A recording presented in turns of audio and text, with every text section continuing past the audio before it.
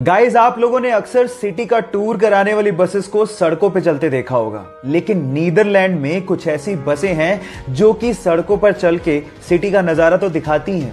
वो अचानक से नदी में उतर जाती हैं और उसके बाद पानी में चल के सिटी का नजारा दिखाती हैं। 2017 से ही आधिकारिक तौर पे नीदरलैंड में इन बसेस को चलाया जा रहा है, जिन्हें हम रिवर बसेस के नाम से जानते हैं। सो गाइस, क्या आप लोग भी कोरोना काल के बाद ऐसी बसों में नदी में उतर के सिटी का टूर करना चाहोगे? चैट सेक्शन में लिखना मत भूलिएगा। मैगी शायद इस लॉकडाउन में हमारा नेशनल फास्ट फूड बन गया है, लेकिन सवाल यह है कि मैगी का नाम मैगी रखा किसने? डोंट वरी, मैं आपको बताता हूं। मैगी का नाम मैगी रखा इसके मसाला इन्वेंटर जूलियस मैगी के नाम पर, जिन्होंने सन 1863 में, जी हां 1863 में मैगी के मसाले को बनाया था। और उसके बाद ये इंस्टेंट नूडल यूएस और फ्रांस में छा गया। और उसके बाद सन 1947 में नेस्ले ने मैगी को खरीद लिया और फिर 1983 में ये भारत में एंटर हुआ। और उसके बाद आज भारत मैगी का सबसे बड़ा मार्केट भी है। क्या इसके पहले तक इफेक्ट आपको पता था? और अगर नहीं पता था तो चैट सेक्शन में लिखना मत भूलिएगा। गाइस, आप लोगों ने बहुत सारी मूवीज में समुद्री डाकुओं को अपनी एक आंख पे काली पट्टी बांधे देखा होगा, और हम ज्यादातर लोग यही सोचते हैं कि उनकी आंख फूटी हुई होगी, शायद इस वजह से उन्होंने काली पट्टी बांध रखी होगी, है ना? लेकिन ऐसा नहीं होता। वो उनका नाइट विजन का जुगाड़ होता है। एक्चुअली बहुत बार डाकुओं को लड़ते लड़ते जहाज के डेक में जाना पड़ता है और वहां पर बहुत ज्यादा अंधेरा होता है।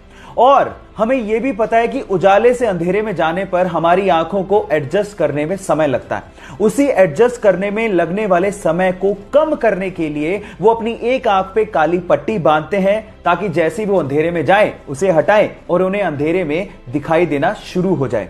क्या आपको इसके पहले तक इफेक्ट पता था? और अगर नहीं पता था तो चैट सेक्शन में लिखना मत भूलिएगा। हमारे देश इंडिया के बारे में दो ऐसे फैक्ट जिसे जानने के बाद आपको गर्व फील होगा। नंबर 1, चांद पे पानी मिला है, ये तो सब जानते हैं, लेकिन क्या आपको पता है कि चांद पे पानी की खोज किसने करी थी?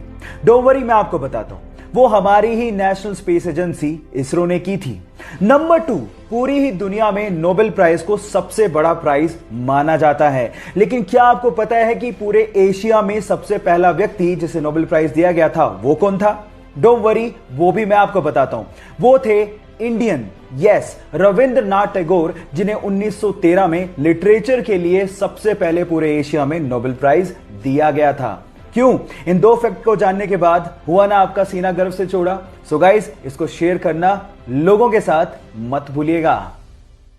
गाइस, क्या आपको पता है कि हमारे देश में एक बार 0 रुपए के नोट भी छापे गए थे?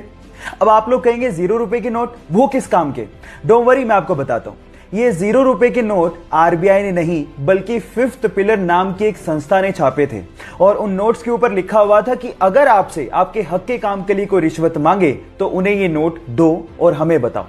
ये एक्चुअली एक तरीका था अपना गुस्सा जाहिर करने का, क्योंकि आपके हक के काम के लिए कोई रिश्वत क्यों मांगे।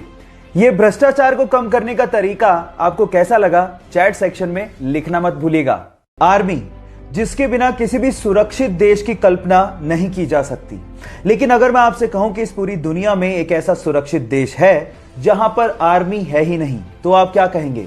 जी हां गाइस, उस देश का नाम है ग्रेनेडा, जिन्होंने अपना पैसा आर्मी बेसिस बनाने की बजाय बीचेस पे लगाया, एयरक्राफ्ट करियर बनाने की बजाय क्रूज और बोट्स पे लगाया। ग्रेनेडा, जहां पर ग्रेनेड नहीं बल्कि कोको का प्रोडक्शन होता है और बहुत ही यमी चॉकलेट्स प्रोड्यूस की जाती हैं। काश कि हर जगह ऐसा होता। No military, no weapon, no war. आपको ये आइडिया कैसा लगा? चैट सेक्शन में लिखना मत भूलिएगा। कनाडा के एक 23 साल के लड़के को एक्सीडेंट की वजह से अपना पैर गंवाना पड़ा और उसके जस्ट बाद ही उसे कैंसर भी हो गया। डॉक्टर्स ने कहा कि तुम कैंसर की वजह से ज्यादा दिन तक जिंदा नहीं रह सकते। तब उसे समझ में आया कि कैंसर पे रिसर्च कितनी ज्यादा जरूरी है ताकि लोगों की जान बचाई जा सके। उसने सोचा कि मरने से पहले वो पूरे कनाडा को पैदल अपनी एक टांग पे नापेगा और कैंसर रिसर्च पे फंड रेज करेगा। उसने 12 अप्रैल 1990 को पैदल चलना शुरू किया और लगभग 143 दिनों में 5373 किलोमीटर नाप डाले। कुछ ही मील बाकी थे, लेकिन उससे पहले ही उसकी मृत्यु हो गई। उस 23 साल के लड़के ने पूरे कनाडा के लोगों का दिल जीत लिया।